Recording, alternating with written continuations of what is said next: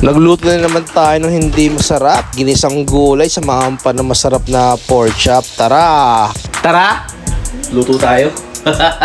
Meron nga pala akong pork chop, mga 4 na peraso. Minarinate ko na sa kalamansi, mga 4 hanggang 6 na peraso. Tapos patis. Paminta lang nilagay ko. Tapos i-marinate natin sa loob ng mga 30 minutes. Tapos naghiwa na nga pala ako ng mga gulay, carrot, sayote, pati green beans. Pait na rin pala ako ng kawali. Naglagay na rin pala ako ng mantika. Syempre inuna ko yung sibuyas, bawang, pati margarine. Simple lang to. Kayang-kaya mong gawin sa bahay. Inuna ko nga pala yung ating sayote, tapos yung carrots, tapos yung green beans natin. Para sa pampalasa, naglagay nga lang pala ako ng paminta, asin, pati kaunting seasoning. Tapos lutuin lang natin sa loob ng 5 minuto. Sarap sa gulay, medyo makunat o yung crunchy. Tapos ayan, luto na yan.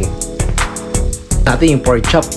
Sa pork chop naman, magpapait ulit tayo ng kawali. Tapos ipiprito lang natin yung ating pork chop sa loob ng 4 minutes. Kabilaan yan. So luto na nga pala yung first batch natin. Tapos ayun na nga pala yung pangalawang batch. Malapit na rin pala maluto. Ganun lang pala kadali magluto ng ginisang gulay na may pritong pork chop. Tapos titikman natin kung masarap ba. Syempre huwag mo kalimutan yung kanin. Masarap yan talaga pag may partner na kanin. Tapos pag nagustuhan mo ang video, don't forget to like and follow my page mga tol. Tapos ayun, Tol, nyarap!